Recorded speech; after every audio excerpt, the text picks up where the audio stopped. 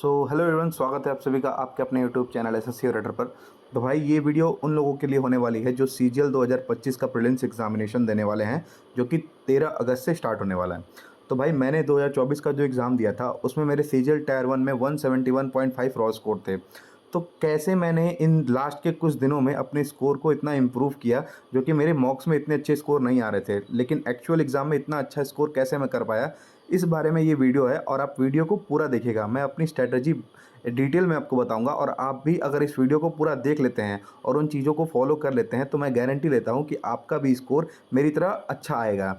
यार मेरे से भी अच्छा आएगा, ठीक है। जितनी आपकी कैपेबिलिटी होगी उस हिसाब से आपका स्कोर आएगा, ठीक है। तो वीडियो को पूरा देखिएगा। अगर आप चैनल पर नए हो तो प्लीज़ चैनल को सब्सक्राइब जरूर कर दीजिएगा।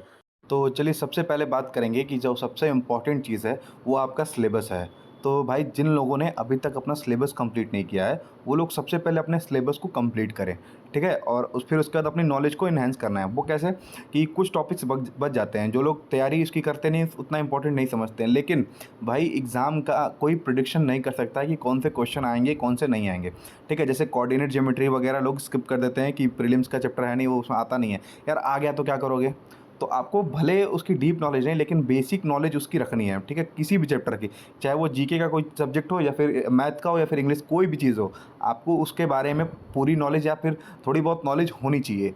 तो आप लोग उसको भी कर लीजिए। कोऑर्डिनेट की बेसिक चीज़ें पढ़ लीजिए। इकोनॉमिक्स वगैरह है तो जीडीपी क्या होती है, जीएनपी क्या होती है, ये सब बेसिक जो टर्म्स है वो चीज़ें आप कंप्लीट कर लीजिए। तो आपको एक कंप्लीटनेस फील होगा कि हाँ मैंने सब कुछ पढ़ा है। तो आपको एग्ज़ाम से पहले 1-2 दिन आपको पैनिक नहीं होगा कि ये चीज़ें मैंने नहीं पढ़ी है, अगर ये चीज़ें आ गया। क्योंकि आप लोग देखते हैं कि यूट्यूब वगैरह पे लोग एनालिसिस भी कराते हैं, तो अगर कुछ नई चीज़ें आ जाएंगी और आपको लगेगा कि नहीं पढ़े हैं तो आप लोग पैनिक कर जाओगे। तो इससे अच्छा जो अभी आपके पास 45 दिन का टाइम है, उसमें आप लोग इन चीज़ों को कंप्लीट कर लीजिए, जिससे आपको कंप्लीटनेस फील होगा। और क्या चीज़ें नहीं करनी है, जो नई चीज़ें हैं, जैसे कि कुछ चीज़ें लोग कैट के क्वेश्चन, सीडीएस के क्वेश्चंस वगैरह सॉल्व करने लग जा रहे हैं, तो अब भाई ये सब चीज़ें करना छोड़ दो। इन सब चीज़ों से कोई मतलब नहीं है। अगर कोई 1-2 क्वेश्चंस आ गया टफ और आपके पास टाइम है, आपके पास नॉलेज है, तो आप उन सब क्वेश्चंस को कर लोगे। इतना कोई बहुत हाई लेवल का क्वेश्चन नहीं आएगा, और अगर आ भी गया तो आप ही के लिए नहीं आएगा, वो सबके लिए आएगा। तो इन सब चीज़ों से दूर रहना है। मैंने लास्ट के कुछ दिनों में ये सब चीज़ें बिल्कुल नहीं की थी कि किसी अदर एग्जाम के क्वेश्चन लगा लिए या कुछ कर लिए। मैंने पूरी तरह से पीवाईक्यूज बेस्ड जो चीज़ें होती थी उसी पे रिलाई किया और उसी पे फोकस करके एग्ज़ाम दिया। तो आप लोग भी पीवाईक्यू पे ही फोकस करिए, कुछ नई चीज़ों पर नहीं, ठीक है। फिर सेकंड सबसे इंपॉर्टेंट चीज़ जो है वो है मॉक टेस्ट है। तो भाई आप लोग भी मॉक टेस्ट अब रोज़ एक लगाओ, ठीक है। 1 या 2 आप मॉक टेस्ट लगा सकते हो, लेकिन मिनिमम आपको 1 मॉक तो लगाना ही है। काफ़ी लोग ऐसे होते हैं जो मॉक टेस्ट को उतना ध्यान नहीं देते और मॉक टेस्ट डेली नहीं लगाते, 3-4 दिनों पे एक बार लगा लिया और उतना उसके ऊपर फोकस नहीं होते हैं। तो आपको फोकस से पूरा एक मॉक टेस्ट लगाना है, जो कि आपको एग्ज़ाम एनवायरनमेंट को फ़ील करना है, ठीक है। आप ऐसा फ़ील करके सोचो कि आपके सामने स्क्रीन है और आपको मॉक टेस्ट दे रहे हो। तो ऐसा जब एनवायरनमेंट बना के आप करोगे, मॉक दोगे, तो आपको क्या होगा कि जब एग्ज़ाम हॉल में जाओगे तो आपको प्रेशर फ़ील नहीं होगा, आपको डेली एनवायरनमेंट जैसा फ़ील होगा। तो आप वहाँ पे ज़्यादा कंफर्टेबल फ़ील कर पाओगे।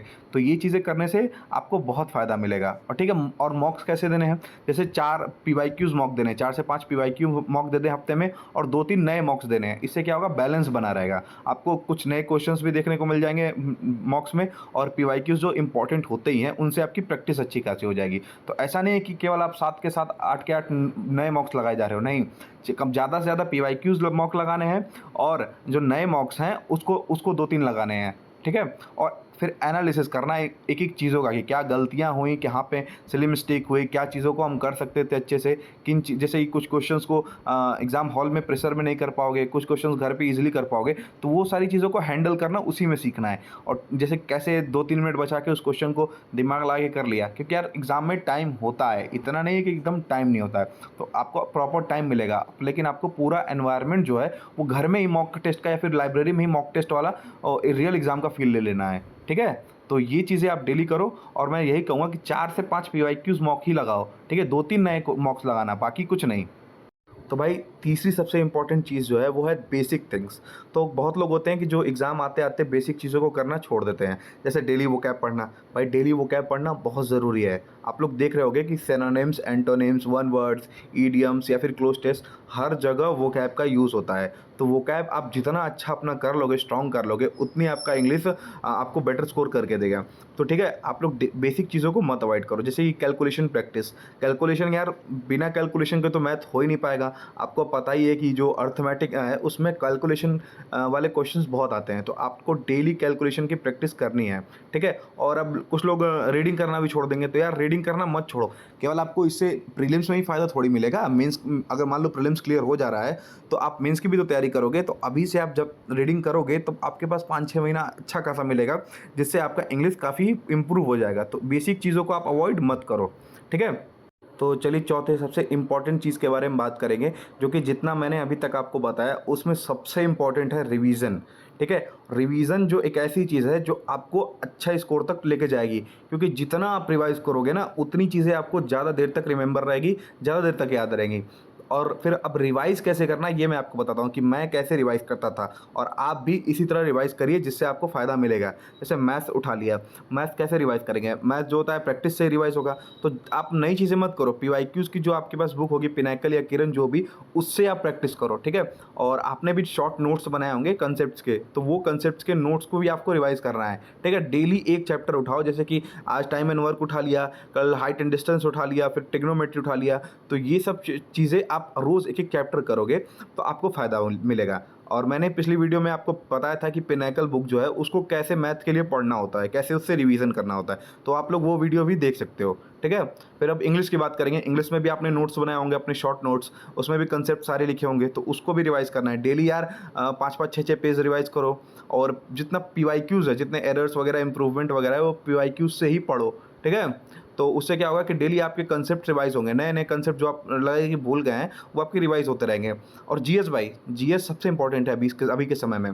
तो जीएस का क्या करना है, डेली एक सब्जेक्ट का जो शॉर्ट नोट्स बनाया है आपने, जो मुझे लगता है कि आप लोग 4-5 महीने से जो तैयारी कर रहे हैं अभी तक जीएस के शॉर्ट नोट्स वगैरह बना लिए होंगे। तो उस शॉर्ट नोट्स को डेली एक सब्जेक्ट के, जैसे आज हिस्ट्री के पढ़ लिए, कल ज्योग्राफी पढ़ लिए, परसों पॉलिटिक्स पढ़ लिए, तो ऐसे करके जीएस के एक-एक सब्जेक्ट को डेली शॉर्ट नोट्स से पढ़ना है आपने, ठीक है। और फिर अब रीजनिंग, यार रीजनिंग देखो क्या होता है, रीजनिंग को रिवाइज़ करने का समझ में नहीं आता कि कैसे रिवाइज़ करें।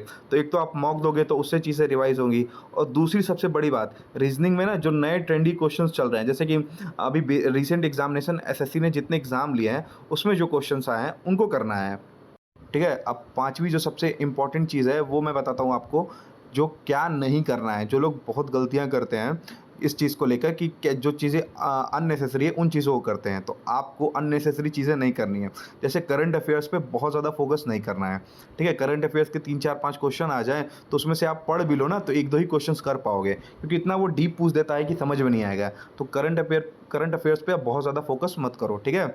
और अब चीज़ों को रिपीट करो बार-बार। जो चीज़ें पढ़ ली आप बोर हो रहे हो कि यार ये चीज़ें याद है, लेकिन फिर भी आप पढ़ो, क्योंकि एग्ज़ाम हॉल में ना लोग पैनिक कर जाते हैं, चीज़ों को भूल जाते हैं।